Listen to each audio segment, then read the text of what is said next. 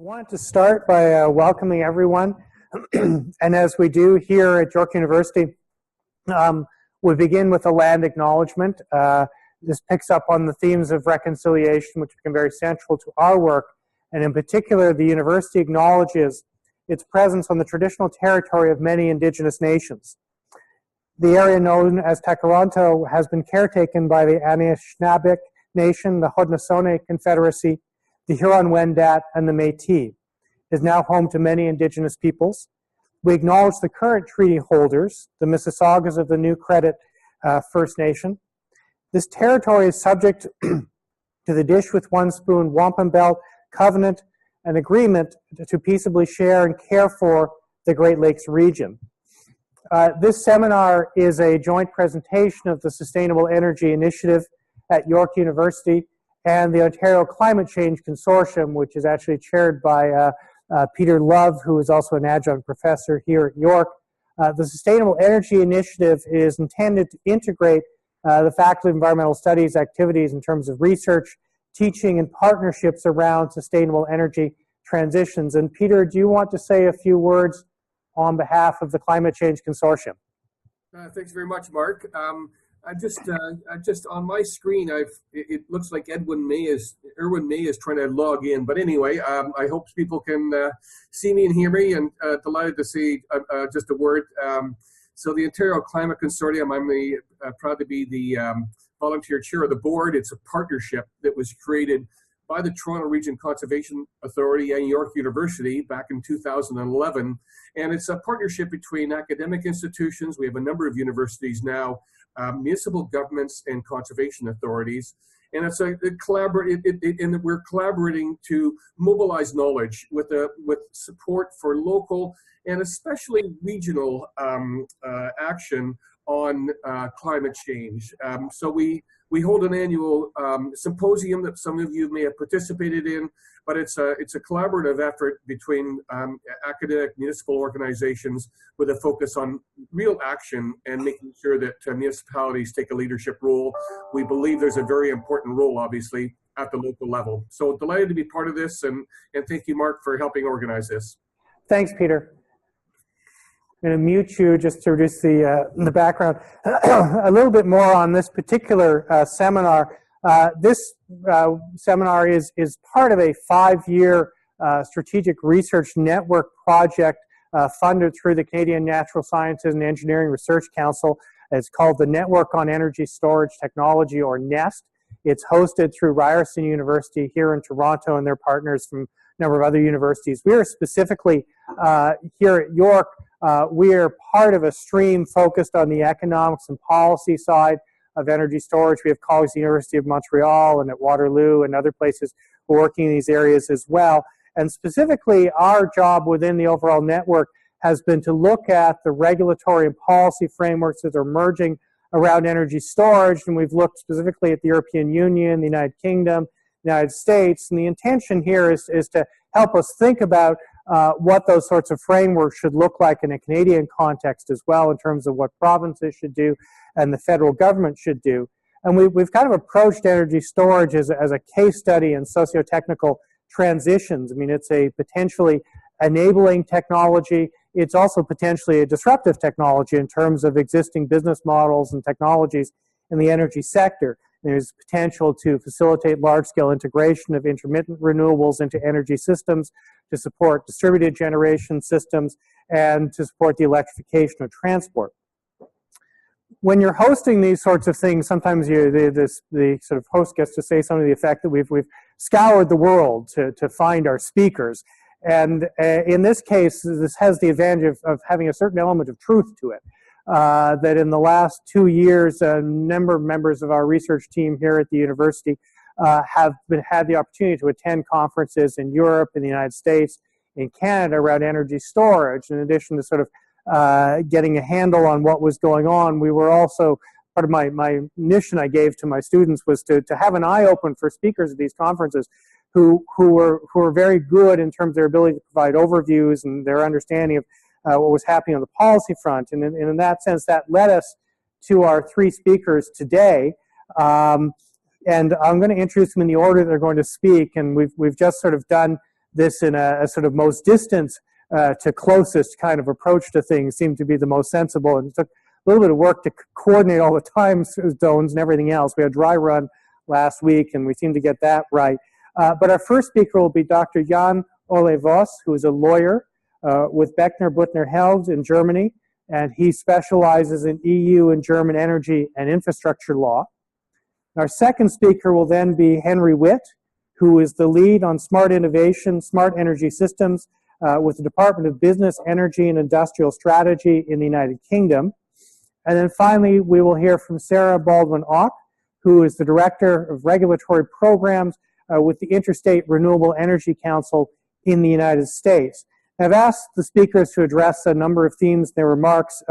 This is partially things that we've seen emerging through our research. We actually, just on Friday, we heard we've got a paper accepted into energy policy around some of these things. So we've asked for a little bit of jurisdictional background as a sort of, these are all quite distinct and different markets and electricity systems, although there are certain themes that came up across different jurisdictions.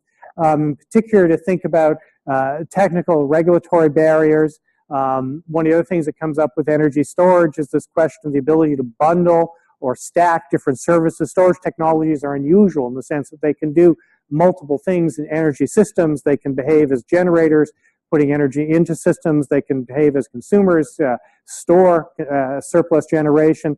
They can provide ancillary services. They can be contribute to demand response programs and conservation demand management. We've also seen questions arising around the aggregation of distributed resources. When the U.S. Federal Energy Regulatory Commission looked at these questions, and they linked the two between storage and aggregation of distributed resources, in particular, how would people who provide those kinds of aggregation services be treated within systems? And we've also, in the last year, so the conference we were at, we've heard quite a bit about thinking about ways, very relevant around storage, ways to attach economic value to the resiliency functions that storage technologies can provide in energy systems. So those are some of the themes we asked folks to touch on.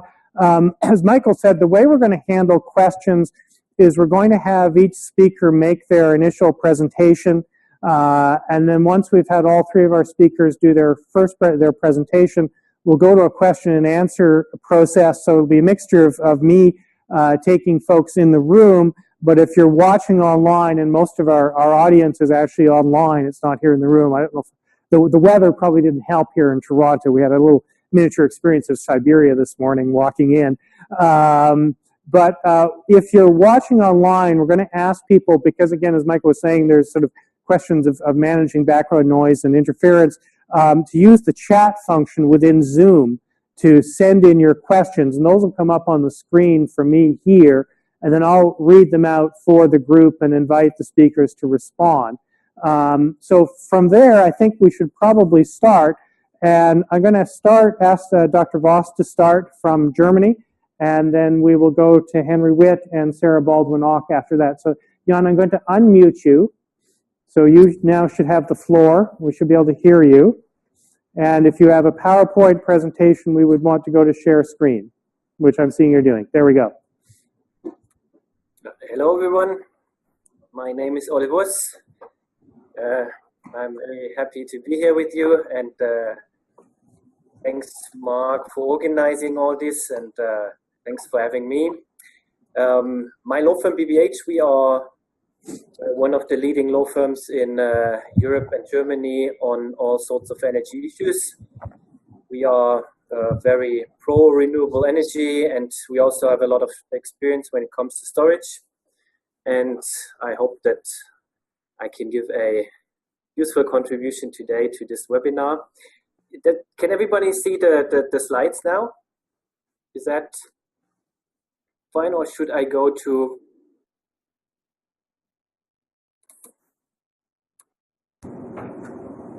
All right. Well, as the title states, my short presentation, well, I will give an overview of the regulatory and market framework for storage in the EU and Germany.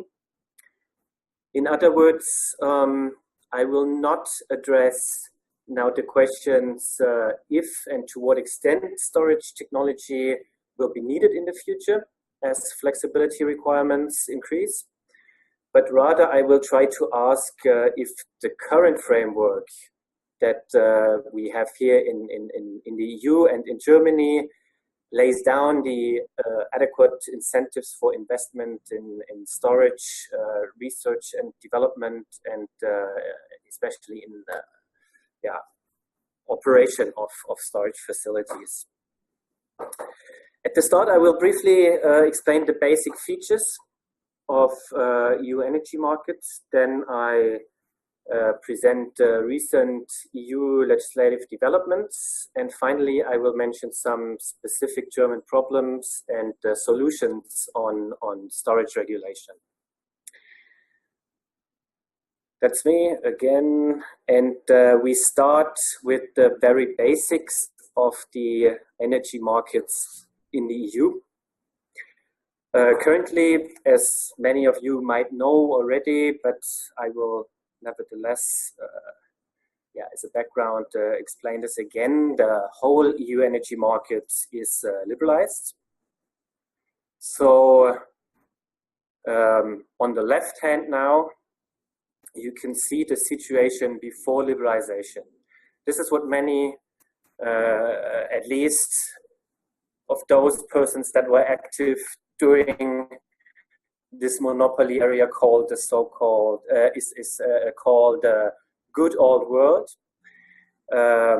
Back then, monopolies as integrated companies were active similarly as grid operator, producer, and supply company. On each level. I might just interrupt for a sec. The slides don't seem to be advancing at our ends. Have you moved off your first slide? Yes, I'm now on slide 5. Ah, that's what I thought. And Michael is thinking about this. You can't see when I... We're stuck on your first slide. Okay. What can I do to help you? He clicks on the individual slides at the corner. He's got it in my presenter. He does something like that. Select the slides on the side scroll bar there. Can you see the side scroll bar on your screen?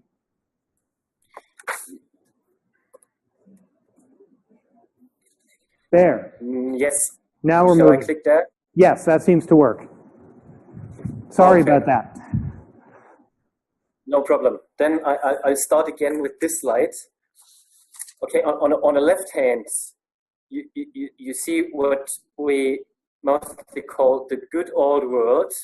That's at monopoly times when integrated energy companies were active in the same company was active in grid operation, generation, and in supply. So there were designated supply areas on local, regional, and super-regional level, and customers had no choice in terms of energy suppliers, and naturally third parties could not enter the market.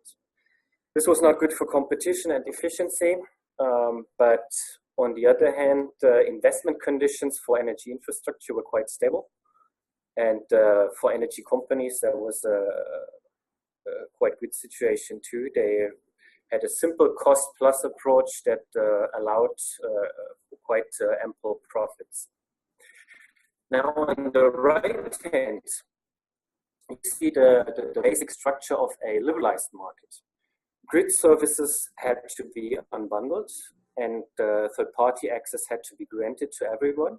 And now the picture on the right hand, on the competitive market, looks much more complex. Now only grid operation, which is the natural monopoly, is regulated, and companies are entitled to earn a fixed profit. All other activities, be it supply, generation, or also storage operation, are done under competitive market conditions, and profitability thus is purely a question of supply and demand. If This is a positive development. Is no one knows for sure, but at least in the EU and the EU Commission, as let's say as a major regulator of the EU market, has the impression that this creates a more efficient and innovative energy system. So, what is the role for storage then in the system? First, there is no specific EU legal framework for storage. In theory, one would expect that storage is generation and therefore takes place under competitive market conditions. But in practice, to be honest, this is far from clear. In many member states, storage operators are indeed active on the market as generators and suppliers, and at the same time, in many EU member states, grid operators use storage facilities for grid system purposes. Hence, storage can take place in both spheres, in the regulated sphere and also in the market sphere. Further, storage is also often seen as a consumer when storage is taking electricity from the grids. And so the only thing right now that is clearly not possible for storage is the use of storage by one operator in both spheres, what we would call then multi-case use of storage. This is clearly prohibited by the current regulation. However, the European Commission does not like the usage of storage by grid operators. They say that storage is not a monopoly activity, but a market-based commercial activity that can be offered by any third party. And that's why they are proposing now in their new legislative package a specific provision on storage. This is the overall slide from the EU Commission on the new clean energy for all European package, which is a massive and comprehensive legislative proposal by the Commission, which was published in November 2016 and which is currently discussed by EU lawmakers. And one specific provision in this huge package addresses storage and lays down or proposes to lay down a quite restrictive interpretation of storage operation in the future. So there are two articles and they both say that grid operators as well as transmission operators as well as distribution system operators in the future shall not be entitled to storage, to conduct storage operation in the future anymore. They shall be obliged to buy storage services from the market. There's one exemption. National regulatory authorities can grant grid operators the right to operate storage after a transparent and non-discriminatory tendering procedure has shown that there are no other commercial parties that can provide these services to the market. Only in this case, grid operators would still be entitled to conduct a storage operation. Now, at the EU, there's a quite complex way of crafting legislation, and this discussion is still ongoing. The European Parliament and the Council of Ministers are now discussing this provision, and it looks like especially the member states would try to bring forward a position that retains the right of grid operators to operate storages, especially or let's say under the condition that it's a fully integrated network component. So it can be only used for grid purposes and only up to a 1 megawatt a storage facility can be used by storage operators.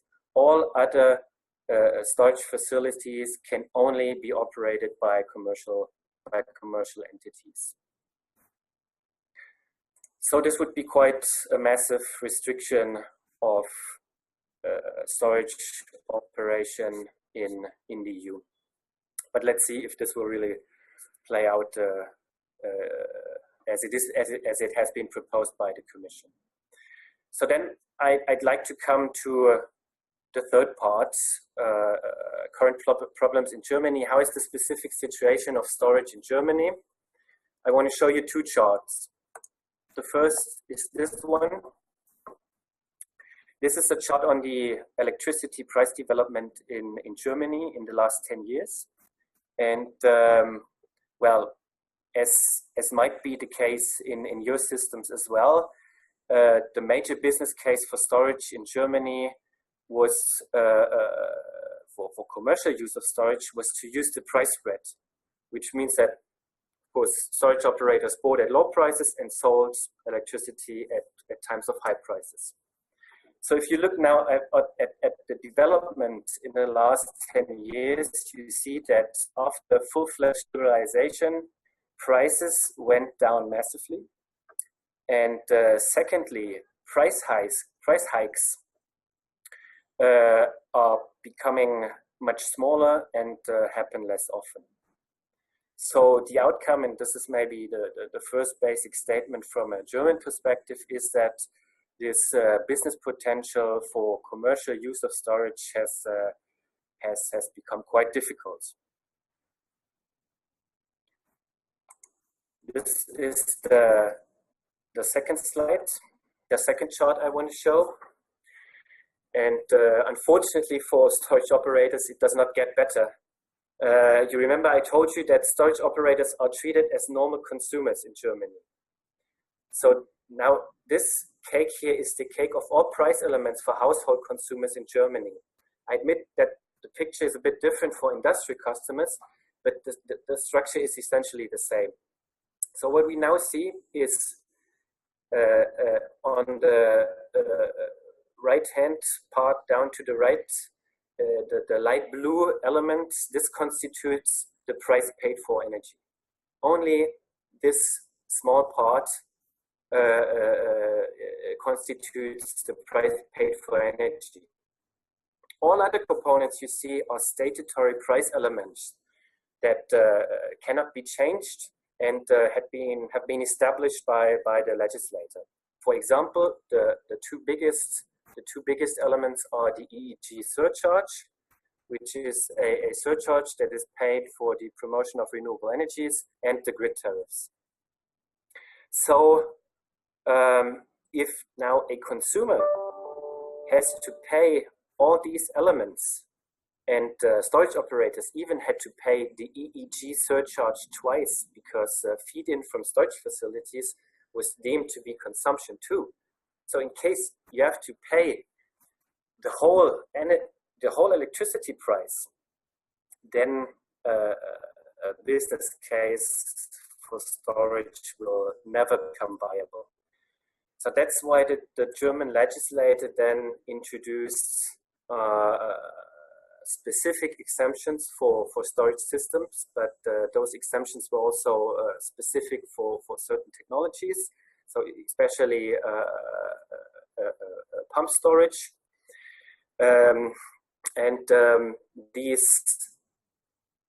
Under these special circumstances, then grid operators are exempted from the EEG surcharge and also to a considerable extent from grid tariffs. But as I said before, these exemptions are rather specific and cannot work as a general framework for storage operation.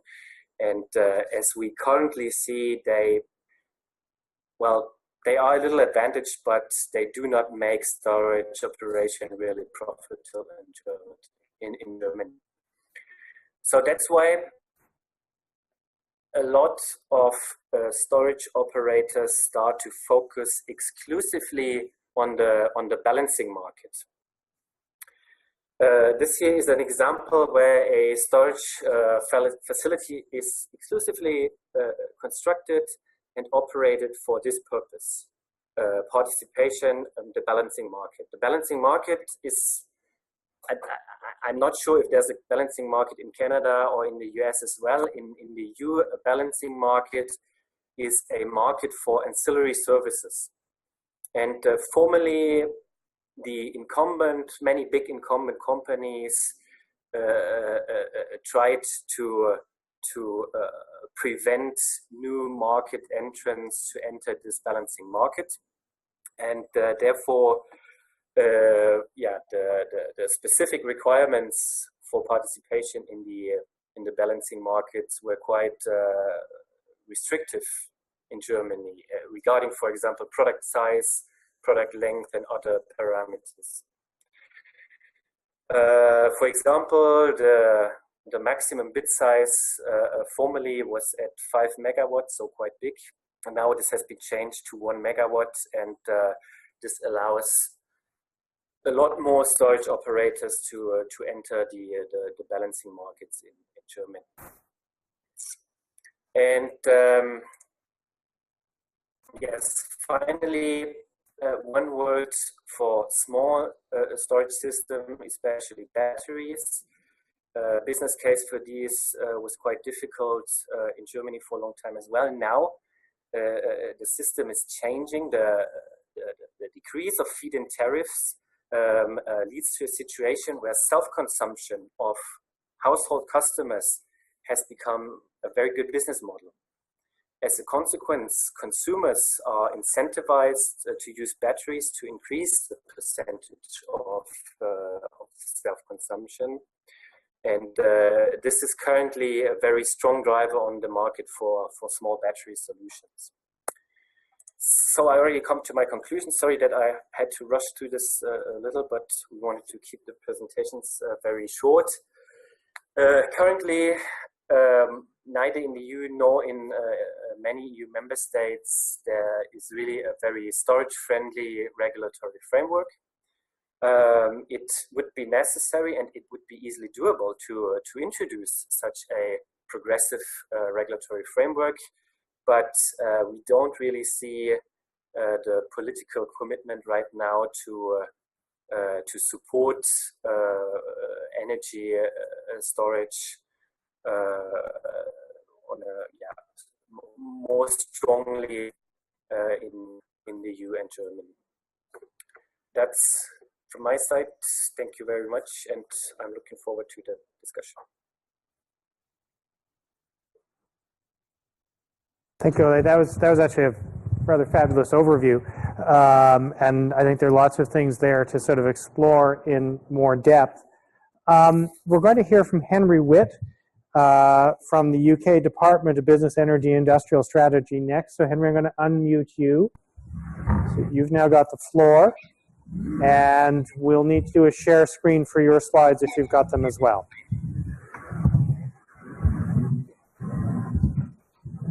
Okay, I hope you can all hear me.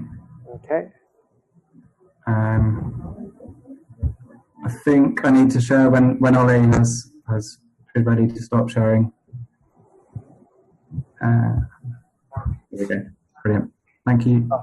And Henry, you need to turn your mic down. We're getting too much of you. Okay.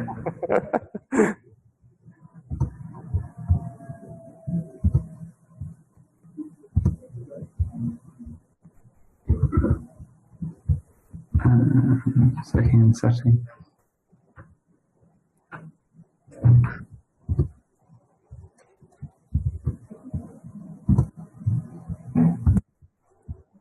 Is that better? Audio is a bit better. A little lower would be good. And then we still need your slides.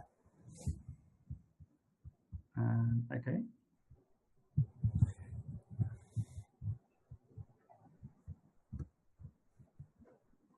And I think we've got it. brilliant. Yep, there we go. Okay. So hello, I'm Henry Witt, and I work in the Department of Business, Energy, and Industrial Strategy. and my team is the Smart Energy Systems team. We may now have to bring your audio up a little bit, Henry. I'm sorry. Um,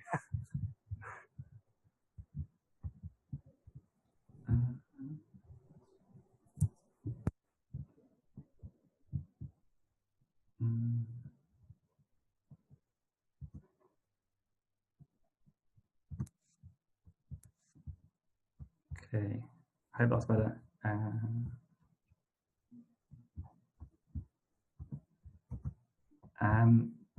So yeah, so I work particularly on smart innovation policy across energy storage, demand side response, and markets for flexibility. And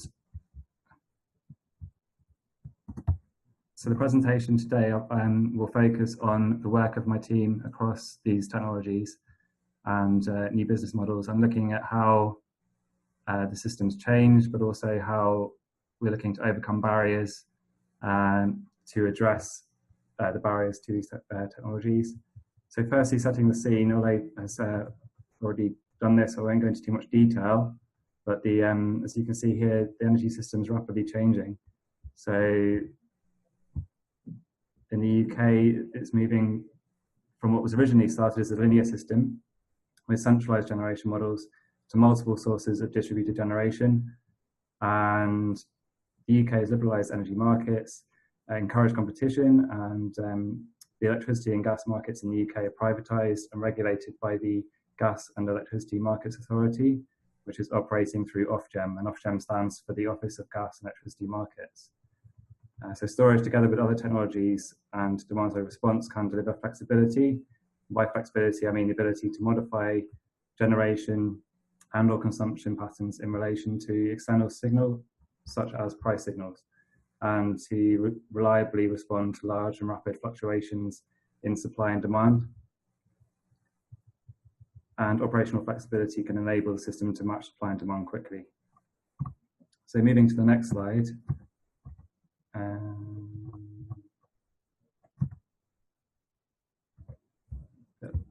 It's not letting me do that.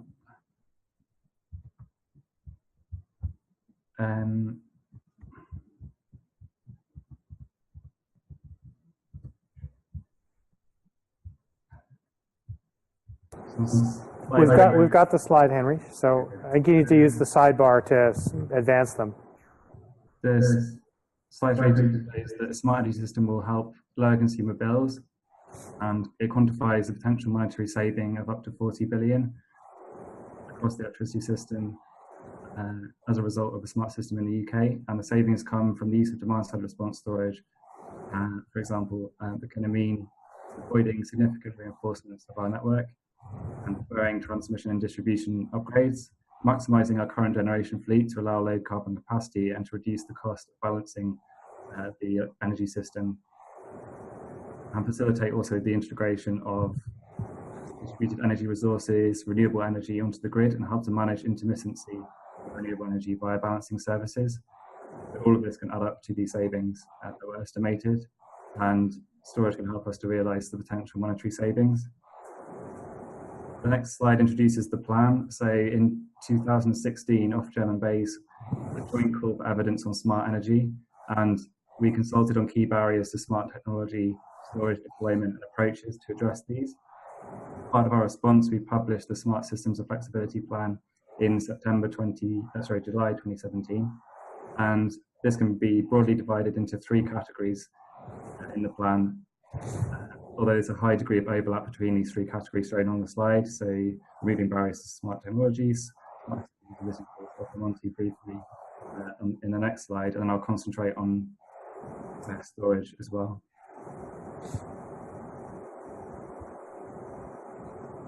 So to give you a brief overview of the smart homes and businesses, so this is mainly enabling consumer participation in demand-side response, removing policy and regulatory barriers, and it's the actions there in the plan, addressing and mitigating risks, and work includes consulting on setting standards for smart appliances, and ADE is the Association for Decentralized Energy's voluntary code of conduct for aggregators. So here we're seeking to strike the right balance between consumer protection and allowing innovative ways of engaging consumers, helping the system develop. So energy markets that work for flexibility is all about through reforms to the capacity market, the balancing mechanism, and ancillary services market. And this includes voltage control and frequency regulation. And this means we can create a new market in local flexibility services as an alternative to traditional network reinforcement. And also, where appropriate, we can enable flexibility providers to stack revenue across these markets, which I'll come on to later. So this slide is showing the barriers in particular to storage. We've identified 9 actions in the plan to address barriers to storage and to help remove policy and regulatory barriers. So this is including providing a definition of storage, when parliamentary time allows, to increase regulatory clarity, to deliver a storage-specific license, reviewing the planning framework, removing double charging of network and policy costs, and providing clarity on ownership arrangements and how storage can co-locate with low carbon generation. And to quickly summarize the regulatory clarity aspect, storage is not defined in primary legislation and its regulatory planning status remains unclear. So BEIs are reviewing the planning framework and that is appropriate for storage, and government has enabled storage to be treated in the same way as generation for planning purposes, and this is one of our aims. And the final consumption levies is all about the application of policy charges, so the renewables obligation, feed-in tariffs, and climate change levy to distribution sites related storage. So here it's about some grid-scale storage operators pay towards these final consumption levies, even when they are not final consumers of electricity. The government clarified that certain storage facilities will not pay, for example, the climate change levy. Slide 8 is about co-location with the renewables. The first box, that's talking about uncertainty about how renewable generators can add on-site storage and continue to receive support from government schemes. So there's some uncertainty, however, recently Ofgem's published guidance around this, and also the UK's first solar farm has become reaccredited under the renewables obligation after adding storage, and this demonstrates the co-location of storage is possible under the legislative framework. And network charging is the issue of double charging, previously mentioned, on the import and export of electricity. The grid-scale storage operators may overpay network charges as both consumers and generators of electricity. Ownership of storage, so more clarity is needed on whether network operators are added to allowed to own or operate storage, and the final outcome of Ofgem's consultation on this will be announced in summer of this year. This slide summarizes the innovation funding for smart energy, and so there are many smart technologies that are development stage, and support can help them become more cost effective and to scale up. But there's details on current storage innovation funding and competitions here. In particular, these two are highlighted. This includes energy storage cost reduction for approximately 9 million and feasibility studies for a further 600,000 for storage. And in addition, there's also innovative DSR competitions, one for domestic DSR, one for non-domestic. There's an electric vehicle to grid project, smart energy management competition, and finally a feasibility study into local markets, flexible energy solutions as well. And I've briefly put in the Faraday Challenge, which came out of the industrial strategy, and this is to stimulate growth in new sectors and skills in line, and to help the UK businesses sort of lead and convey battery storage in the UK.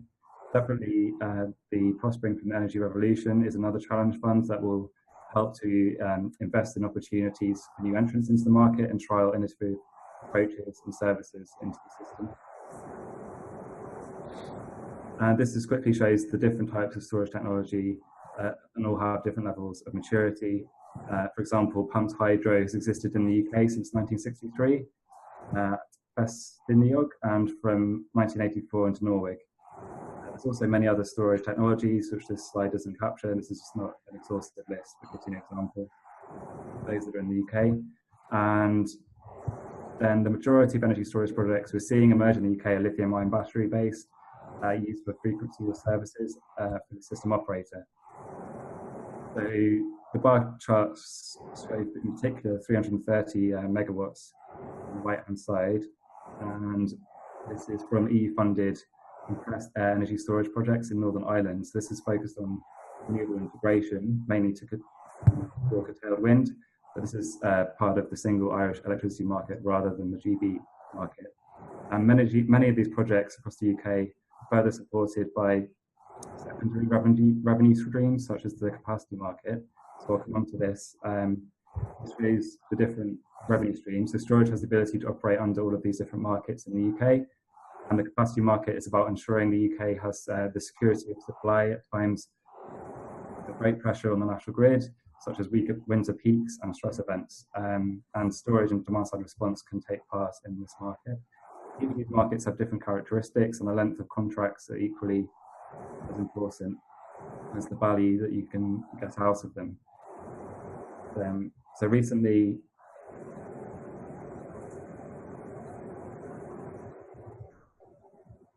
So recently, there's a lot of battery storage developed under the EFR, the Enhanced Frequency Response from National Grid tender, which pays providers for sub-second responses to National Grid, the needs for power and the capacity market.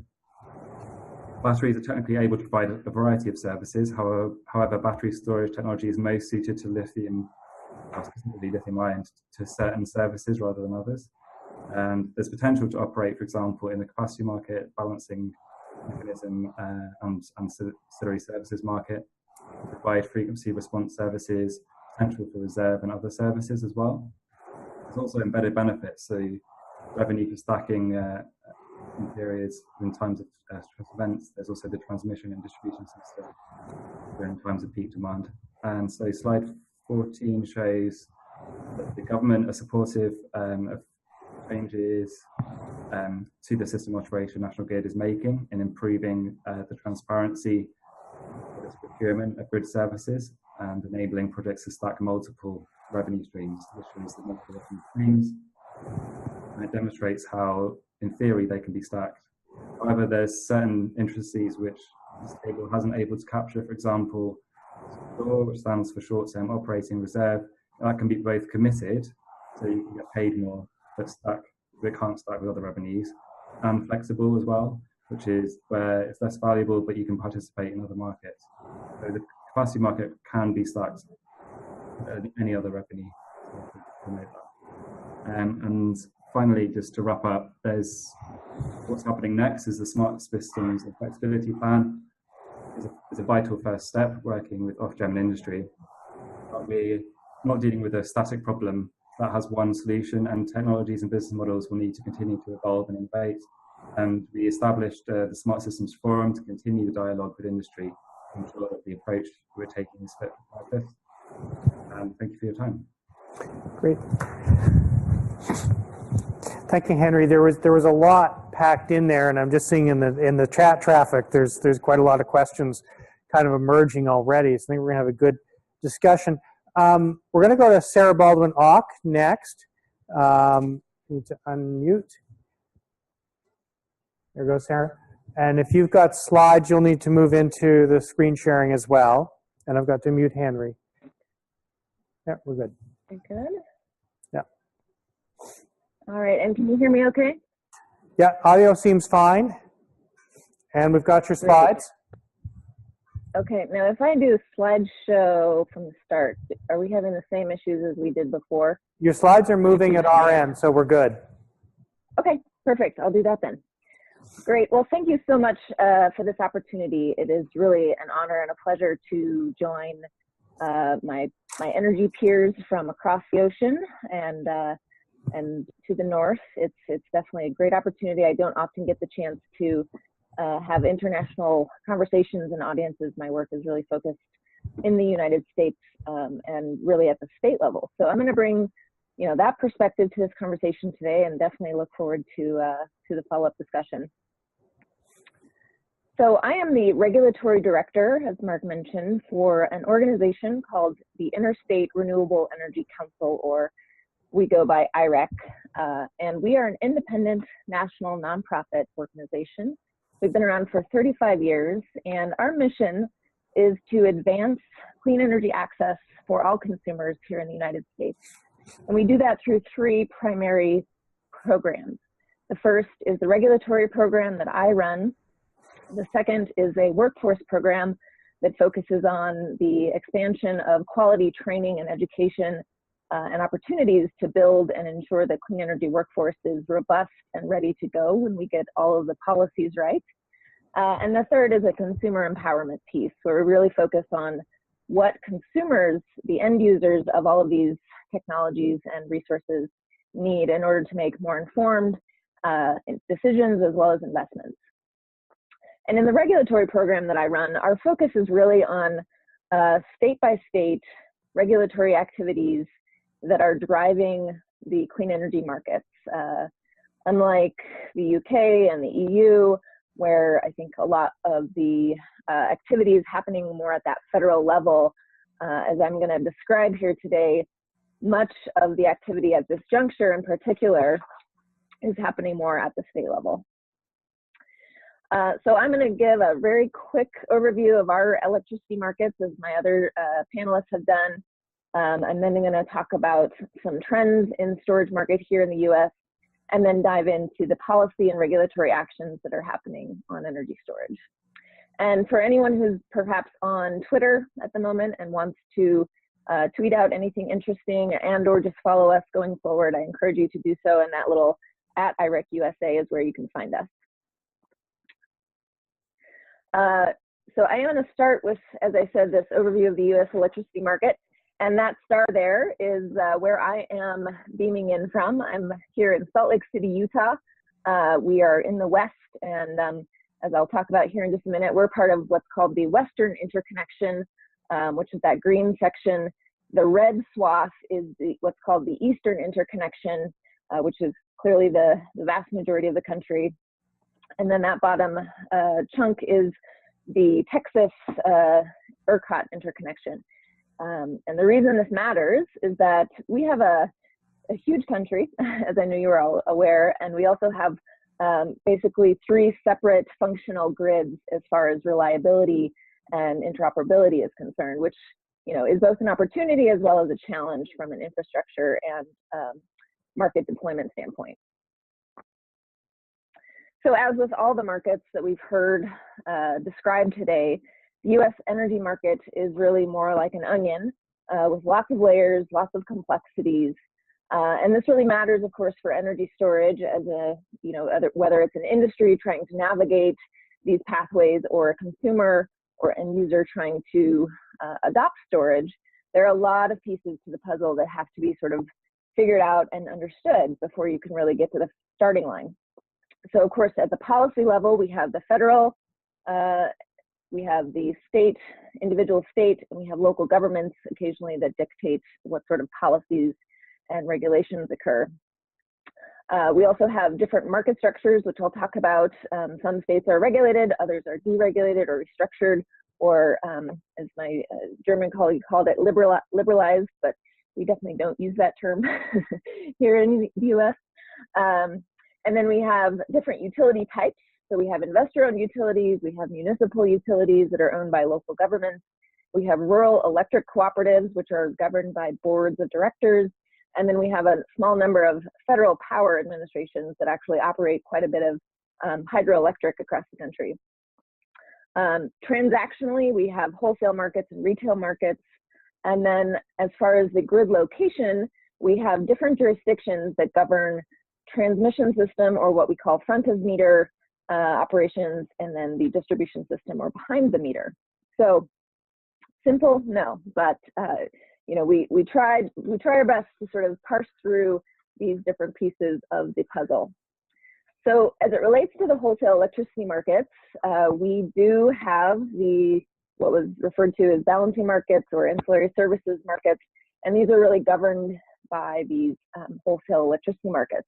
But as you'll notice here in this chart, they don't exist everywhere. So it's a bit of a hodgepodge. We have multiple what we call independent system operators or regional transmission operators.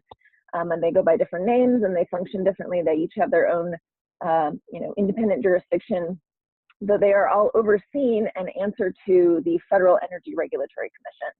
And all of these entities basically are tasked with facilitating open access to transmission, operating the system independently to foster competition, and also create opportunities for independent folks to come in and either buy energy services or sell them. And they use bid-based markets and operate on a fairly granular sub-hourly basis in terms of economic dispatch, which is both valuable as well as potentially challenged when you overlay that with the state level markets, which tend to operate on a much more kind of macro level. Let's see. So you'll notice also in the West that there was only one, and that's the California Independent System Operator. There are efforts afoot to expand the footprint of CAISO into other Western states. I would say that movement is happening very slowly, but there is opportunity for that to become more prevalent over the forthcoming years. So in addition to the kind of the wholesale economic transactions, we also have electric reliability entities and these interconnections that I mentioned. And these are governed in effect by the North American Electric Reliability Corporation. And they are tasked with maintaining the reliability of the grid across the country. And as you'll see, a couple of them do cross international borders up into Canada. NERC, which is the North American Electric Reliability Corporation that I mentioned, is actually a not-for-profit, a nonprofit international regulatory authority, and they are they coordinate very closely with FERC. So we have the NERC and the FERC, the ISOs and the RTOs. So yes, we already have our very own alphabet soup here. So on top of, or rather underneath, the federal structures that govern our electricity system, we have independent state market structures. And our 50-state United States, each one of the states has its own electricity rules and laws. And in particular, each state has determined its course as it relates to whether or not it is regulated or deregulated. So we've already heard a little bit about the concept of deregulation or liberalization. I would say, generally speaking, what was described earlier is very much how it works in the states as well, though there are states that have kind of backtracked on deregulation due to the kind of the backlash from the California energy crisis of the early 2000s, which led some states that were going full speed ahead towards deregulation to kind of suspend or revise their restructuring.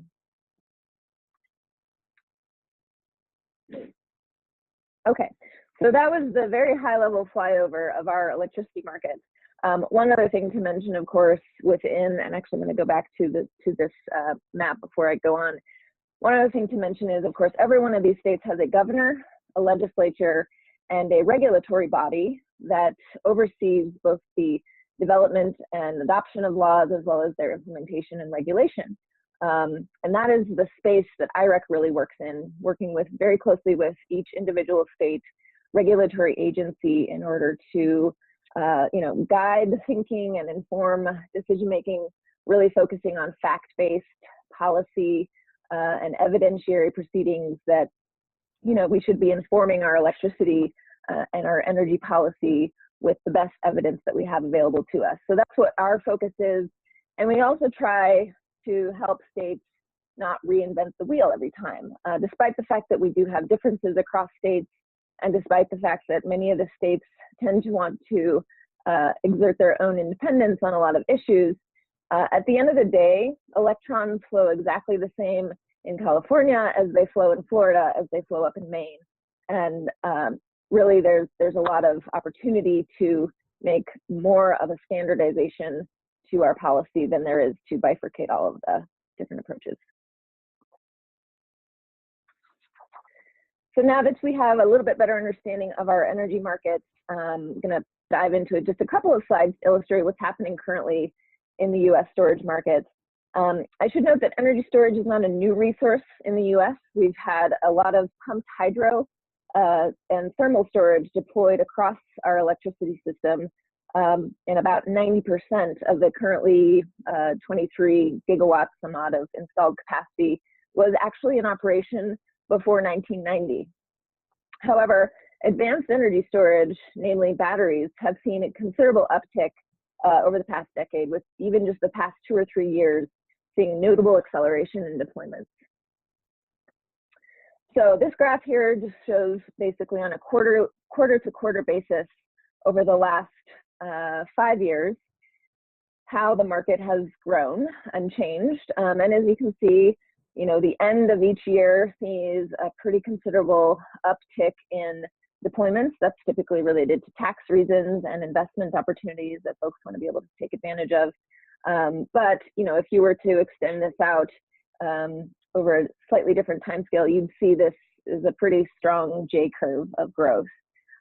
One thing to note is that the majority of the deployments over the past 4 years have been on the utility scale side, so wholesale market deployments, front of meter deployments. But we are now beginning to see within the past couple of years a notable increase in the non-residential and residential behind the meter storage. And that has to do with a lot of factors, from the Tesla Powerwall to more folks wanting to be a little bit more independent of the electricity grid, to just more economical technologies available to more people. And of course, the decline in energy storage batteries has really led to a significant uptick in their adoption.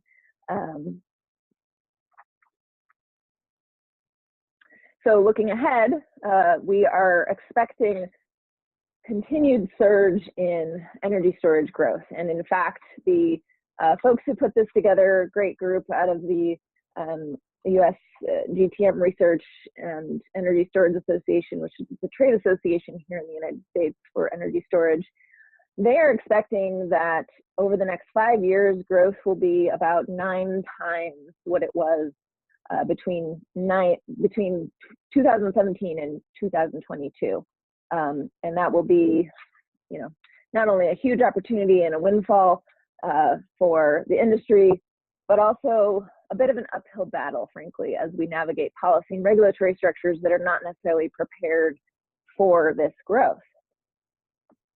So now I'm going to shift away from the maps and the graphs and dive a little bit more into the policy actions. So at the federal level, as I said, one of the main things that we've been paying very, very close attention to is the Federal Energy Regulatory Commission's, what we call the NOPR, the Notice of Proposed Rulemaking on Energy Storage and Distributed Energy Resources. Now, before we all get too excited about this, I should say that this is basically stalled at this point in time for a couple of reasons. One, this was issued under the former FERC chair, Norman Day, before the most recent election. Since then, that Chairman Bay has stepped down. There is now an acting interim chairman, but we have had a bit of a lag in getting seats filled. So FERC has been without a quorum for the last year. It just got a quorum, and of course, any new operation under new administrations is going to take some time to sort of settle in. So despite the fact that this NOPR has attracted more than 100 comments, including many letters from members of Congress and lots of industry and private sector commentary to move this forward as quickly as possible, it remains at this juncture still on the desks of the commissioners.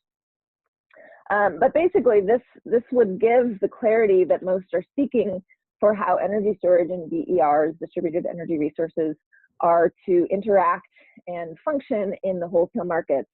And it's, beyond the fact that it's been a little bit stalled, it's also, creating a little bit of a, we would say each of the independent system operators and the RTOs that I mentioned are approaching things differently. And so again, there's inconsistency across the markets, which is of course challenging for widespread deployment. So I think we're all very eager to see what's going to come of this.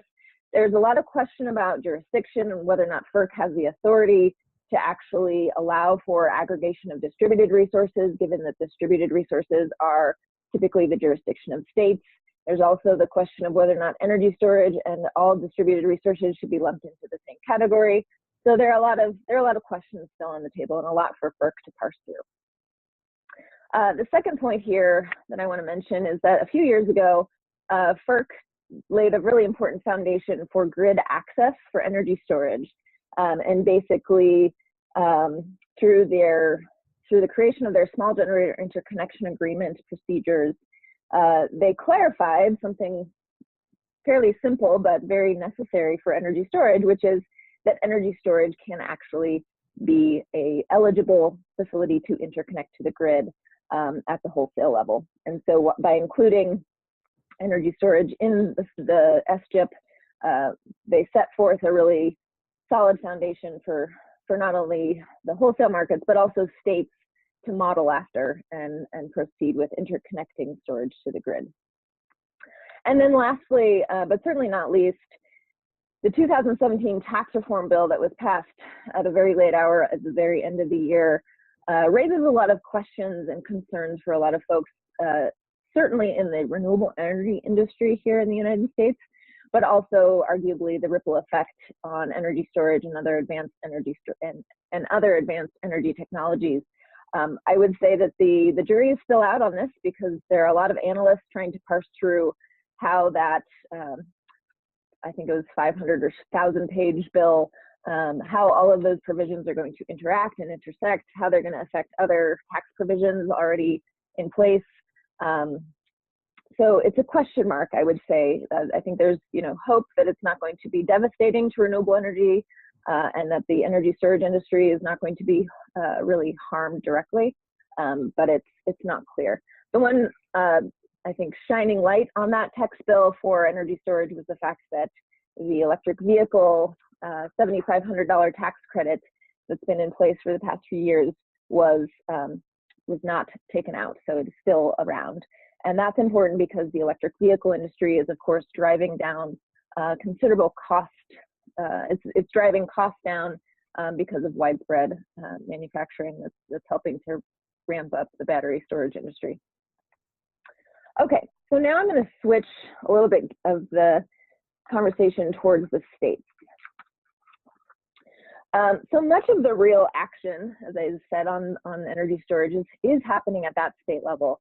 And last year, I undertook a fairly comprehensive undertaking to categorize these actions. And we did a bunch of interviews with regulators and policymakers, as well as industry folks, and did a lot of research on the state activities that we were seeing. And we decided that they all sort of fall into these four categories. The first is energize, and these are states that are really driving full speed ahead to encourage storage growth through procurement targets, through pilots, through mandates or incentives. The second category is states that are planning for storage. They're addressing storage through a broader context in either utility planning or long-term resource planning or other grid modernization efforts. The third is states that are investigating. They are kind of taking an interest, perhaps convening a work group or a workshop or doing a study of sorts. And this is, kind of the first step for a lot of states. And then lastly, and in no particular order, I should have said, there are states that are clarifying how existing rules apply to energy storage by either revising interconnection standards or net metering codes or fire and building codes or others. And really it is this kind of four-part pie of activity that we see is really critical to energy storage being able to have a glide path to future growth. So where are these actions occurring? Here is yet another map, and you'll have a good U.S. geography lesson at the end of this. I'm going to make you pick out the states. So as you can see, there are a lot of states that are doing multiple actions, and that's, from our standpoint, the ideal. You don't necessarily want to get stuck in just one of those chunks of the pie to create robust markets. But there are some states that are, just investigating or just planning or just clarifying rules. But at the end of the day, we're seeing activity in a lot of different places and a lot of different fronts. The top states for energy storage policy are listed here. And for those who pay attention to energy policy, I'm sure you are aware that California is really our energy leader. They stand out. They not only take things on that no others have taken on, but they take on a lot, and they do drive a lot of the market trends across the country. And a lot of folks tend to sort of see what California does and then adapt and apply it in their own state.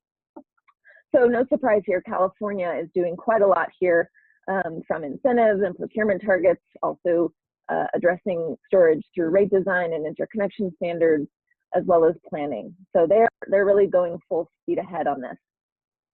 The other states here, New York, Oregon, Nevada, Maryland, Massachusetts, Hawaii, Arizona, Washington, as you can see, and as the map illustrated, varying levels of state policy activity. And I don't think that we have at this juncture enough data or enough of a kind of experience timeline to be able to say that, the combination of dots in a certain number of columns is the magic secret sauce for energy storage. I think what we're noticing is that, of course, the states that are taking on as many of these as possible are the ones that are finding that energy storage can move more quickly to market and deploy and commercialize without running into roadblocks and regulatory challenges. And I should also note that a handful of these states are deregulated and others are regulated. So again, kind of a question mark as to how that factor really impacts energy storage widespread. I think most states just kind of tend to work within the constraints that they're given, and we don't really differentiate between them too much in our world. So this is a really excellent figure. I'm stealing it politely from Rocky Mountain Institute. They're a great organization here. And I think this has been alluded to already in other presentations, but I wanted to bring it to the forefront for a couple of reasons. One, this shows that energy storage has, particularly this is for batteries, but I think you could apply this to other technologies, up to 13 services that it can provide to 3 stakeholder groups. And those groups are the wholesale markets, the ISOs and RTOs, the utilities directly, and then customers or consumers. And depending on where storage is located, it can either be behind the meter, it can be at the distribution level, or it can be on the transmission level, the transmission system. And as you can see in the inner target here, the left-hand side, there are some services that are quote unquote not possible for serving certain customer groups. And the reason for that is, a customer is not going to be able to take advantage of the full range of transmission services or distribution services that energy storage can provide, simply because that's not how we're set up. They can take advantage of demand charge reductions or time of use bill management or backup power, other services along those lines, but they're not directly benefiting necessarily from energy arbitrage or frequency regulation or voltage support. They are indirectly benefiting insofar as it's making their grid more robust, but those are not services that they want to necessarily outright pay for when they're installing a system. So I think this target, this wheel of services and customer groups is really important for pointing out kind of a key consideration as it relates to value streams. And we are still, I think all, as I could hear, trying to crack this nut. How do we both capture all of these value streams and then stack them together and make sure that we're not double counting or double dipping, and making sure that the right people are getting the right services at the right time. So I want to shift back to some of the policy actions, and really I think I would call these slides more reference slides for you to refer to at a later time. But just as a kind of an example of the different ways of slicing the energy storage pie, we've seen a lot of states, or a handful of states rather, go full speed ahead with procurement targets or mandates. And there's some discussion as to whether or not mandates are the most appropriate policy. Some would say, well, let's just let the markets work and see what happens. But when you're dealing with new technologies that have not had the same benefits of a long-standing existence on the system, then procurement targets have been shown to be extremely effective, particularly in just making sure that folks are moving in that direction. And so California, Oregon, Massachusetts, New York, and Nevada are all at some stage of development in their procurement target process, California being fully out there, and the rest of the states still very much in their kind of initial stages. The next here is, the value streams and competition. So as I think was alluded to earlier, the question of ownership, who can own energy storage given the fact that it sometimes acts like generation, or that it sometimes acts like load, or that it sometimes acts like a wire or transmission distribution system service, makes that ownership question especially challenging in deregulated markets. And I would say that we've not really had the resolution on that topic. And Maryland is a state that is actually actively working to address that at this point in time. Another way to kind of address the value stream and competition question directly is through the the compensation mechanisms that we give to behind the meter projects, and how those rules take into account how you might have a storage project component of an existing solar project. Other means such as rate design are of course critical, both for sending the right price signal for customers, but also for encouraging operations of the energy storage during the right times of the day to perform the right functions. This is another really vanguard space for us. We've not necessarily cracked that nut. And then Hawaii is another place that has done some interesting thinking on this. Incentives, of course, are yet another way to really drive markets forward, and a lot of states tend to prefer incentives because it doesn't create as much of a mandate. It creates more of a market-based solution, and we're seeing some first passes at this in various states: California, Maryland, Massachusetts, Nevada, and New Jersey. And I think that the only tax incentive that we've seen directly related to energy storage is from Maryland. All the others have been mostly utility-based incentives, or other energy incentives coming from the energy offices in every state. So I'm recognizing the time here, so I'm going to kind of fly through my last few slides. I don't want to give a short shrift, though, to the importance of utility planning. We tend to, in the policy world, focus a lot on incentives and on procurements and on mandates, and how to kind of crack the economic nut. But it is so critical to not overlook the importance of utility planning as it relates to energy storage. Primarily because, again, energy storage, while we have some experience with some pumped hydro and thermal storage over the years, we don't really have vast experience in making sure energy storage is part of an integrated planning process for determining future needs. And this is really, of course, critical because energy storage has the ability to offset the need for future investments and infrastructure, and or better leverage certain investments. And so as I think a lot of states are starting to recognize that planning is really an integral piece to the energy storage puzzle, and we want to make sure we're giving it sufficient attention and making sure that the tools that we use and apply in utility planning and all the models that utilities use are sufficiently robust to actually take into account that multiple value stream circle that we saw earlier. I'll give a shout out here to Washington State, not Washington, D.C. The Washington State Commission issued a very strong policy statement that details how storage needs to be considered in the utilities' integrated resource planning efforts. And it's this kind of direction that we are hoping to see more of in more states. Because if you leave it up as a guessing game, then it's not going to happen. The second thing that I think is very critical to mention is this notion of grid access. And I alluded to it with the FERC SGIP. But every state, of course, has their own interconnection standards and their own rules that govern how resources can connect to the distribution grid. And the states listed here are taking on this effort proactively, addressing storage as an eligible resource to connect to the grid.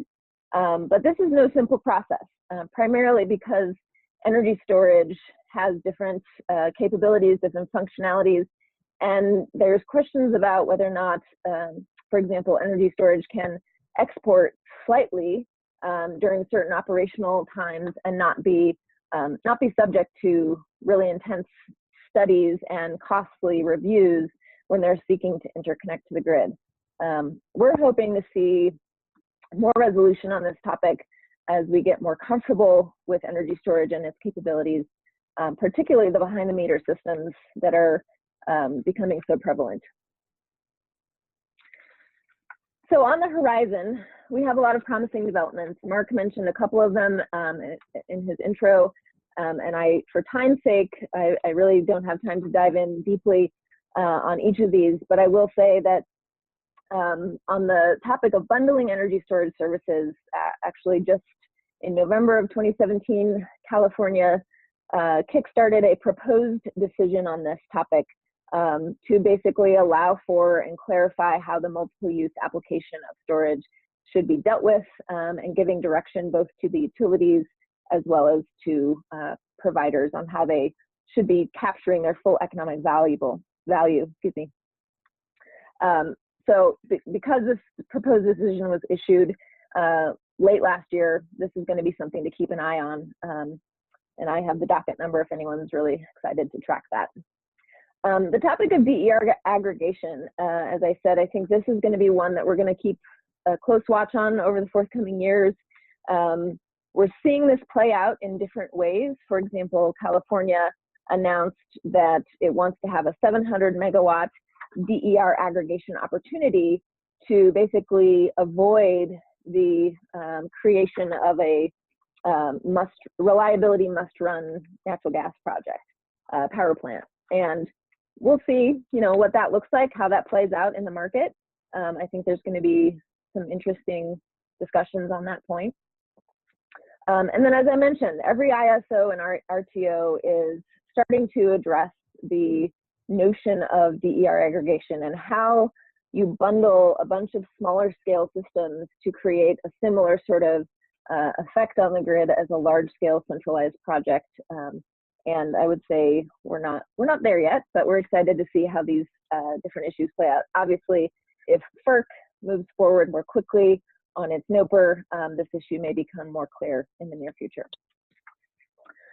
Thirdly, we are seeing a lot of very compelling prices come out of solar plus storage contracts. They are basically reaching new lows unexpected. In Kauai, where energy is borders on close to 30 kilowatt hours, 30 cents a kilowatt hour, there was a solar plus storage project inked for 11 cents a kilowatt hour. In Tucson Electric in Arizona, they have a 20-year PPA rate at 4.5 cents per kilowatt hour, and that's 100 megawatts of solar paired with 30 megawatts of storage. So these are exciting contracts. Everyone is very, very closely paying attention to both why this is happening as well as how we can do more of it. The notion of valuing resiliency has become extremely prominent in many people's minds over the last year, as we've seen so many devastating natural disasters and natural events, as climate is becoming more in our face, so to speak. The climate change disruptions are in our faces now. We are having to actually deal with them very directly. I'm hopeful that the notion of resiliency and the ability to bounce back will become an actual value stream in energy storage and other facilities that have the capacity to help communities and states bounce back after these disasters. And certainly their ability to deploy quickly to resolve in grid emergencies such as the Aliso Canyon event in California is yet another component that should not be undervalued and should be given its direct value stream. Again, we're not there yet, but I think we've got a lot of reasons to think that this is going to start to become more explicit in our policy decisions. And lastly, there's a lot of talk of the transportation system electrifying here in the United States. We are very excited for this for a lot of reasons, from a clean air standpoint, from a greenhouse gas emission standpoint, as long as we can pair that electrification with renewable energy resources and storage. This has the potential to really cut back on the U.S. Climate and greenhouse gas emission contributions, as well as tackle local air quality and environmental quality issues. And I am an electric vehicle owner, so I'm very excited for the opportunity. Okay, in summary, we have identified 4 kind of core policy foundations that energy storage really needs in order to move full speed ahead in the US market. I've touched on all of them throughout the presentation, so I'm not going to dive into each of these, but basically it comes down to clarifying how energy storage is classified and owned in various markets. It comes down to making sure energy storage is directly integrated into planning for the utility system as well as the wholesale system. Grid access, making sure that energy storage has the ability to connect to the grid and clarifying the rules around that application. And then lastly, tackling the value stream questions, whether through rate design, through incentives, through other market drivers, and through creating value streams such as those for resiliency that need to exist in order to capture energy storage full value. And ultimately, we need to keep all of these on the plate so that we don't get too ahead of ourselves on one front. IREC has some publications on energy storage. You are welcome to download them for free. The Charging Ahead report I mentioned is available at our website, irecusa.org. And with that, I thank you so much for this opportunity and look forward to the discussion.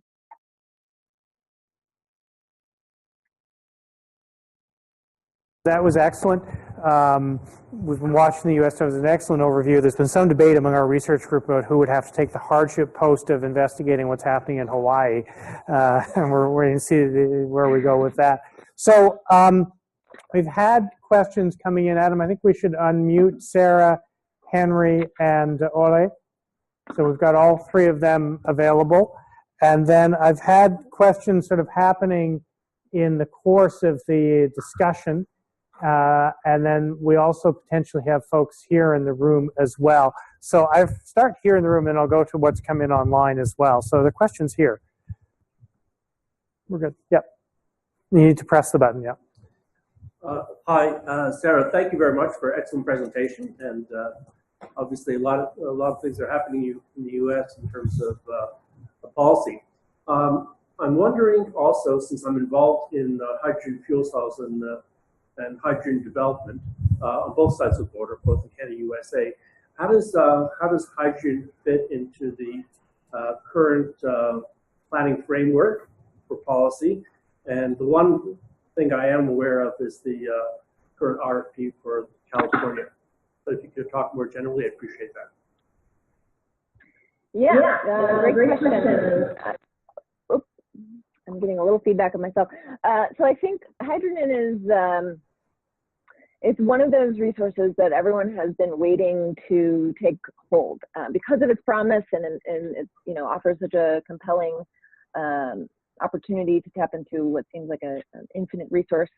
But ultimately, as you are likely aware, it really is not given a lot of attention. I think in theory, policies are set up to be somewhat technology neutral, such that you can have the framework set up so that all technologies have equal opportunity to play.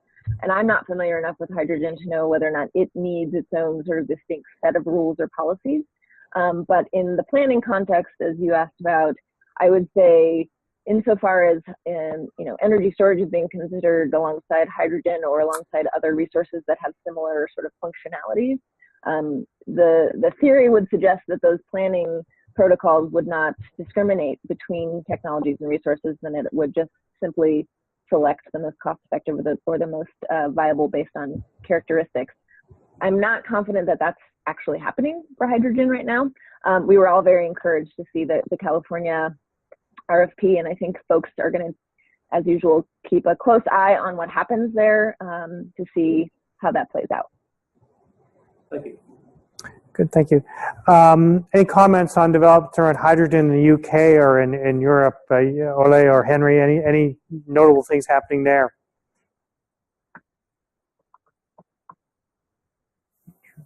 Not sure if that went through or not. Yeah.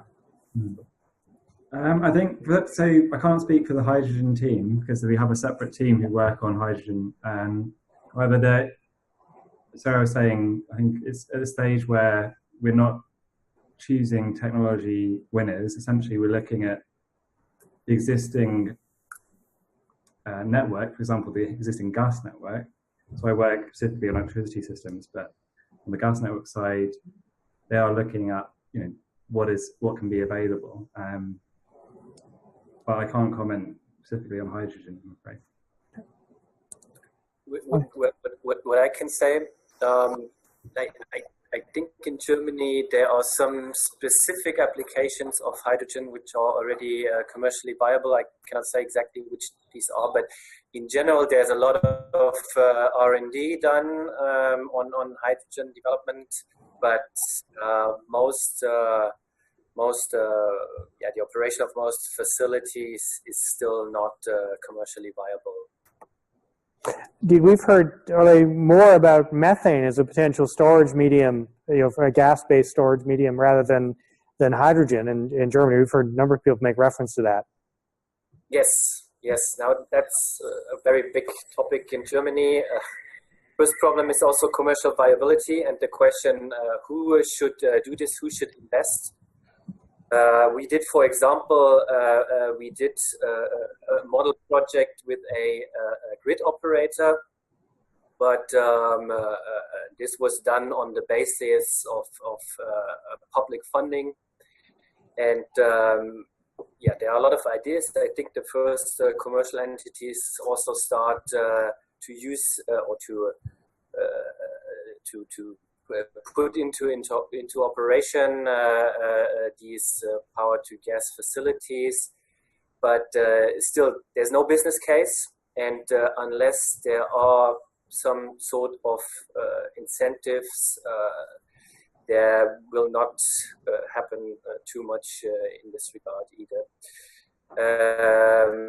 On the other hand, we had quite a comprehensive discussion here in Germany. What are we going to do with the gas infrastructure in Germany? We have quite a sophisticated gas infrastructure here. We're one of the biggest transit countries in the EU, and we have also traditionally a huge amount of distribution gas systems. And when now, in the long-term perspective, we will phase out of the use of natural gas for heating purposes, then the question came up if we really still need to maintain and to expand the gas grid.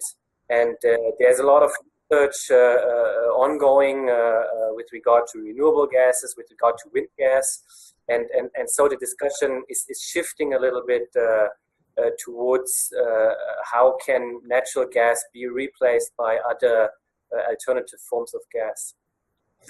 We've had similar conversations. Yep. Yeah, no, go ahead, please. Yeah, no, we've had similar conversations beginning in Ontario too, where we have a lot of gas infrastructure, and the Minister of Environment and Climate Change has made references to phasing that out, and that's sort of set off a number of conversations which are not resolved yet. Question here from online is from Jennifer Hiscock, who's with Natural Resources Canada, and it's for Henry, noting that the UK Smart Systems Flexibility Plan makes a lot of flexibility references to storage, but asking if you can comment on why the focus on storage and not on distributed energy resources more generally.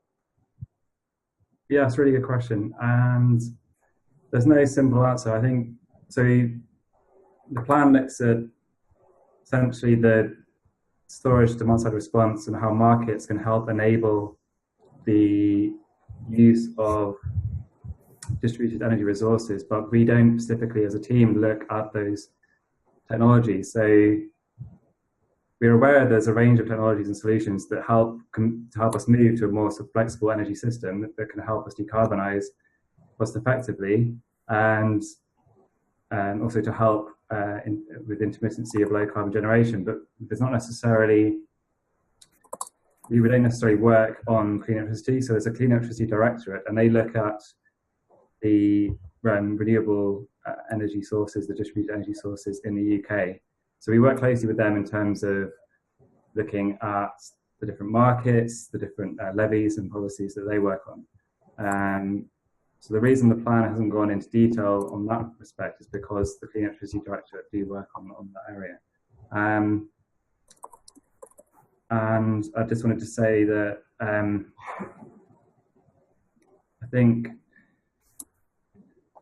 it's important to sort of realise what the benefits that the different technologies can bring in terms of both renewable distributed energy sources. So I think in terms of both sort of about intermittency, but other reasons as well. And I think it's a question I could take offline, or I could email. No, that would be great. Another one from online, and if people are in the room have got questions, put your hand up so I'll put you in the stack. This is for Ole and Sarah, and also Henry. Relates to, it's from Leon Bennett. How will self-sufficiency of residences affect those residences who stay on the grid? Is this being taken into account? So it's probably the sort of solar battery type residential level installations. I guess the question is, well, what does that do in terms of the sort of distribution market, particularly residential distribution market? I think is what the focus is on there. Any thoughts on that? Well, I can dive in first. I will say a couple of things. The question of equity is a big discussion happening right now in the United States. It started a bit with the net metering conversation and the notion of folks putting solar on their own roof and whether or not the compensation for their excess generation was quote unquote fair. So I don't think that we've resolved that question in that context. When you add further the concept of energy storage plus solar and the real potential at that point for significant load reductions and potential reductions in the revenue streams for the utilities, then the question of how you're going to allocate the remaining grid infrastructure costs to the rest of the customers becomes more pronounced. However, I will say I do feel that there is a bit of a red herring in that argument for a number of reasons. One, the majority of people in America do not want to be off-grid. They do not want to be completely segregated from the grid itself. Living off-grid is an extremely challenging thing that a lot of people probably don't care to do. So the potential for them to completely disconnect from the system is unlikely. With that said, I think that at the underbelly of that argument is really a question more surrounding how utilities earn rates of return and earn the revenues that they are allowed to receive through their rate base. And that is a bigger question that needs to be resolved rather than focusing perhaps on the symptomatic issue of certain individuals going off the grid or becoming such low users. We don't want to penalize people for doing the right thing insofar as if they want to reduce their footprint, we want to encourage them to do so. So we've got to strike the right balance there, and I don't think that we've certainly not in the U.S. have we resolved that question. Yeah, we do have the very same discussion going on in Germany, and we haven't found the final solution yet either. I think in the whole of the EU we are shifting slowly towards a system with a stronger element of capacity tariffs, so that customers not pay per kilowatt hour, but bigger percentage of the payment is done via capacity requirements, and so this gives us then the ability to keep even those customers that are increasingly going off grid or opting for self-consumption, that they pay a fair share of the infrastructure costs. You know, we've had somewhat similar conversations here in Ontario too, that the sort of rate base has been moving more and more towards a flat rate for your grid connection. So unless you're prepared to cut the cord completely, that's basically how the infrastructure is going to get supported. But though that's then becomes something of a political issue, that people then have expressed a lot of frustration that, gee, my consumption is down a lot. I've done what the province told me to do, and yet my bill hasn't gone down very much. And this has become something of a red hot issue here, and we're still struggling with this, and how it also affects the incentives to precisely to do the right thing, to do conservation and do innovation, both on the part of residential consumers, but we also have local distribution utilities in Ontario as well. They're mostly municipally owned, and we're not sure what it does in terms of the incentives for them. On that theme, we actually had another question from Liam Bennett, and this was actually for Henry specifically. Is what role do local authorities have to play in the planning of local energy networks? This is in the UK, but I think it potentially relates to stuff in Germany and the US as well. So any thoughts on that? Is where do local authorities come into this, or do they at all? I mean, we've also been very engaged within our research group around issues of community energy, what we call community energy planning, which again is sort of where the municipalities come into the conversation with the local distribution utilities. Really great question. I think the example that springs to mind is work that's currently underway that I'm involved in on the use of the way that local authorities can help demonstrate innovative ways, but also whole system approaches of how you can bring together heat, transport, and energy and demonstrate this on a local scale. And so I mentioned the Prospering from the Energy Revolution challenge funds, the details of which are currently being defined, so I can't share them with you. But in terms of what local authorities and the role local authorities can play, is really important in shaping the energy system, and generally about how we can replicate and scale up different examples at a local scale. And this can help also at a national scale in terms of learning, in terms of how different mechanisms work and how funding mechanisms, different funding mechanisms work as well.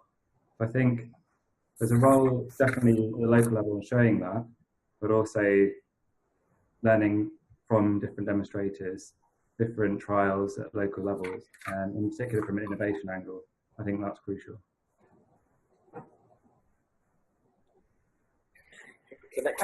Mark, I would just add one. Oh, sorry about that. I would just add one quick thought on that. And then we'll go to it. Yep.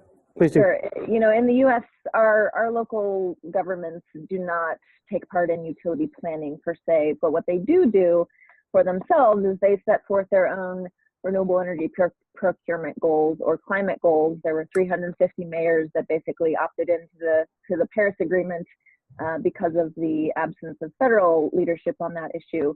And so what we're seeing in many states and in many places is where there is an absence of leadership on these topics, whether from the federal government, the state, or the utility, local governments do tend to step in and say, okay, then we're going to set forth, new goals, new plans and frameworks that will kind of force the hand a little bit of the entities that are not acting. And I think that there's actually quite a bit of movement happening in that space that we're quite excited about, and that I think a lot of folks are keeping a close watch on. The one other thing I will just mention is that local governments do have 100% control over building code enforcement, permitting, and fire code enforcement. Those three pieces being really integral to the energy storage puzzle, particularly on the distribution side. Well, yeah. Can I ask one question to Sarah? It was quite interesting, the two charts you showed about the strong growth of storage deployment, and you said you don't see any difference between deregulated and regulated markets, and that would be my question. Could you dwell a bit more on what were the reasons for this growth in both types of markets? Because in my view, that should be different, and yes. Yeah, sure. So I think I'll start first with the deregulated markets. The thing that they have to benefit from as it relates to energy storage is that they have much more experience with storage at the wholesale level, primarily because the wholesale markets have been a couple of steps ahead as compared with the distribution side of the equation. So those markets do have that experience. You would think, though, that that experience would translate back to the distribution side and back to the state level jurisdiction side. Sadly, it does not. So in many ways, all the states that have their, the jurisdiction that they're tasked with governing and overseeing at the policy level, most states are very much at this kind of same level in terms of understanding, familiarity, and comfort level with energy storage on that side of the grid equation.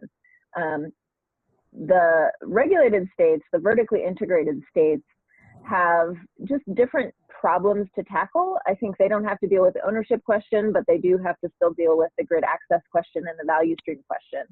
So I would say that both state categories are in similar places insofar as they're both on learning curves, but they're at different places on the learning curve. And they're not necessarily, one is not necessarily well ahead of the other just because they're dealing with slightly different issues.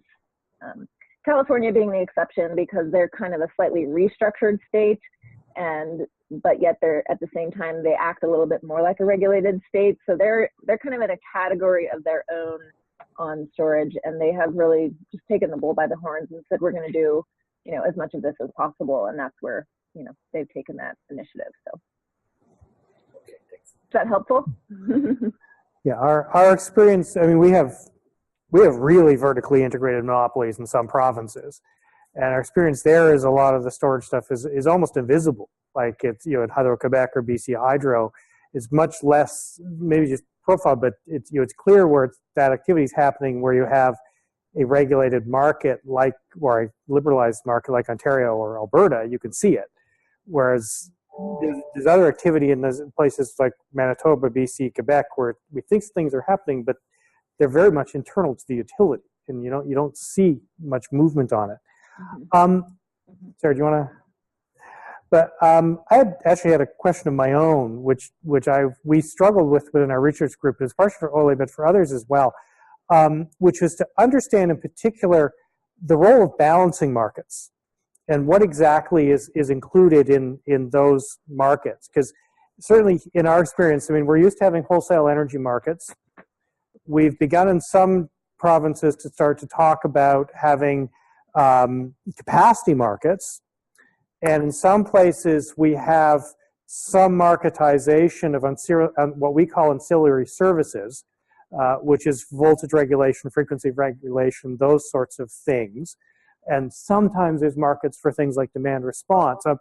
We've struggled a bit to understand where the notion of the balancing market fits into the conversation in a European context. Yeah, that's interesting because we make this experience quite often that in markets where you don't have this separation of grid operation and generation and trade activities, it's difficult to then comprehend what balancing markets are about. Look, I maybe Henry can then comment on what I'm saying, because I'm sure he knows some details as well. But from the very basic understanding is that by introducing the separation between grid regulation, grid operation, and trade, the physical activity of transport of the energy is done by the grid operator. And the trading is done on a completely virtual basis. So each entity that wants to engage in energy trading has to set up a so-called balancing group. They have to enter into a balancing group contract with the market operator. And the market operator, in the end, is an entity that is made up of the TSOs, and so via if the balancing group has to be balanced every 50 minutes, that's an obligation of the balancing group operator, and the main purpose of this is to keep the whole system as balanced as possible. And but of course, there are deviations all the time. And so once there is such a massive deviation that the market operator has to implement balancing measures, that's what he then does via the balancing market. So he tenders certain capacity products, which is primary reserve, secondary reserve, and minute reserve. Now, I don't know the technical details. Maybe Henry can tell a little bit on this. But in the end, it's a market for these ancillary services that the TSOs via a market operator use to keep the system as balanced as possible, notwithstanding or due to this separation of grid operation of the physical transport and the virtual trading. Was that clear? Yes, somewhat. Although I'm feeling better that I'm not so feeling so badly about having struggled to understand it so much. But Henry, how does this work in the UK? Because you made a reference to balancing markets as well a bit. Yes, so the balancing mechanism, as Ollie was describing, is one of the tools the system operator has to help match supply and demand at a very short time scale. So I think it's the way it works, obviously, is you have the wholesale gate closure, but then we also have the balancing mechanism. So that's a key part of the way National Grid can help to do match supply and demand. But I think what's key is a recent publication of theirs, which is the System Needs and Product Strategy.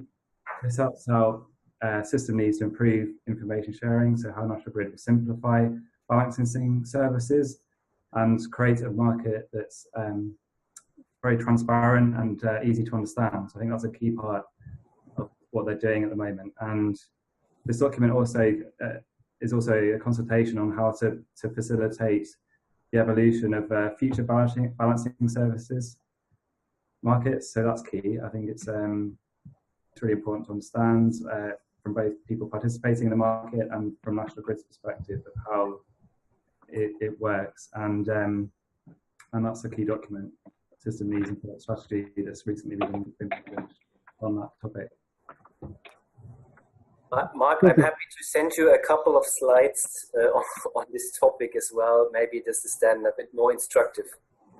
That would be very helpful, because this is something we've been trying to figure out, is where we're getting into very deep details of market design, but it's a piece that doesn't exist I think in quite the same way in Ontario. And so we've been trying to figure out what the appropriate analogs are. So that would be extremely helpful. Further question, we're approaching, the clock is becoming our enemy at this stage. Any further questions here? Yes, I've got a couple at the back here in our room. Adam Jones, who's been one of the students here, has actually helped us out, just finished his master's degree and helps us out both on the technical side, but was one of the key researchers in our energy storage project as well. Adam. Henry, I was wondering if you could give us any insight to the Ofgem draft guidance on co-locating energy storage with renewables. We've had this discussion in Ontario about sort of what to do now that all of our microfit solar installations want to install energy storage. And this, the draft from Ofgem seems to address this in a very complex manner. Can you speak to that at all? Good question. So that was published just before Christmas, I believe. So the guidance, so Ofgem's led on the guidance document, and essentially it's a way of reassuring people and clarifying the landscape that will help co-location under the renewables obligation and feed-in tariff schemes.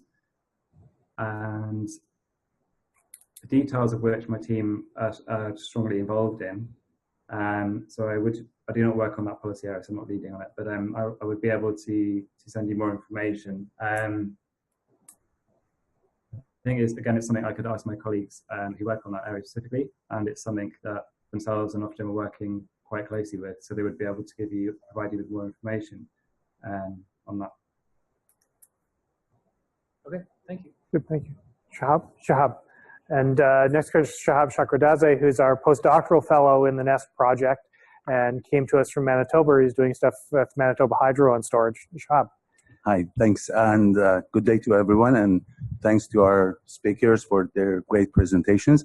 I have two quick questions, one for Sarah and one for Ole. My question for Sarah is that you mentioned that there are promising things going on around electric vehicles. And my question is that one of the main applications or the possible strategies for using the energy, like the energy stored in their batteries, is through the V2G or the vehicle to grid concept. And because usually, you know, electric cars or any car is about 90% of the time they're parked. So have you seen any development or discussion around using these cars as distributed energy resources, energy storage resources, whether for generation or feeding back to the grid or using them for balancing purposes or any other services on the grid? Please, thanks. Yeah, thank you. Great question.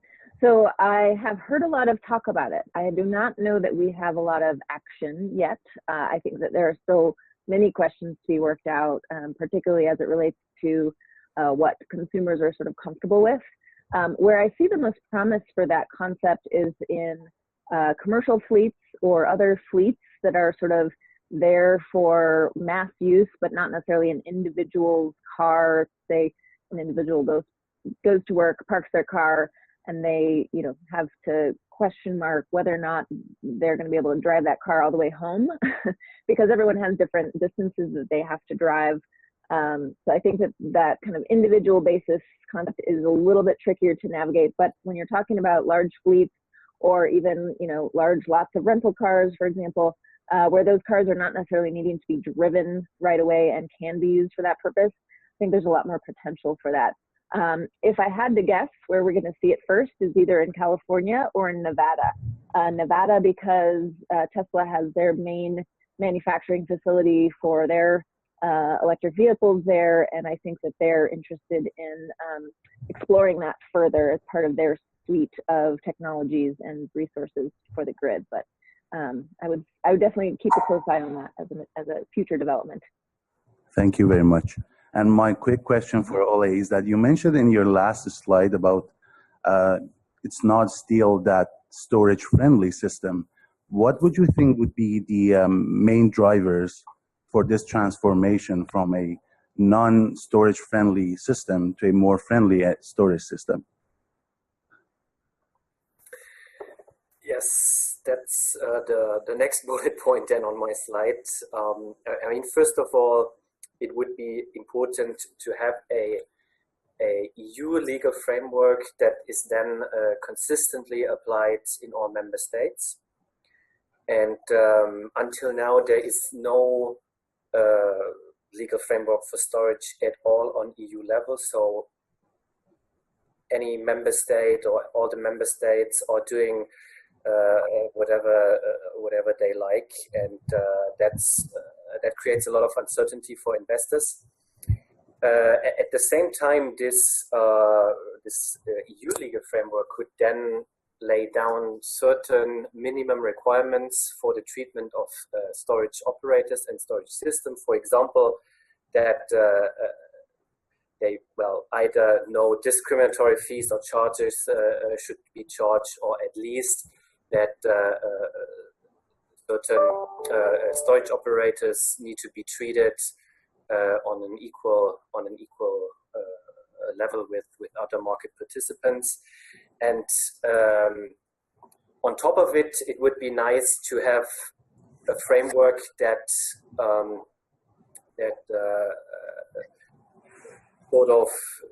sort of acknowledges the contribution of storage to system security, to increased needs for flexibility, and in that way, provides for certain incentives for storage technologies.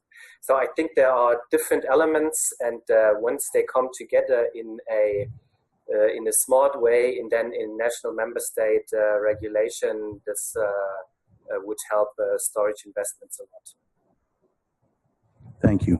Very good, thank you. I think on that note, we need to close. I want to begin by thanking our speakers. I mean, they've all been, I think, just absolutely fabulous presentations and incredibly informative on the part of all three speakers. So with at least our small audience in the room, we'd like to thank them. A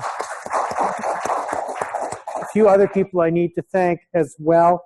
Both Sustainable Energy Initiative and Ontario Climate Consortium for their assistance in the NEST project, through which we ultimately get the funding. Some individuals as well, Janessa Doherty, who helped with the registrations and organizing, Adam Jones, who also helped with that as well, and Michael O'Reilly here in the video conferencing studio at York University.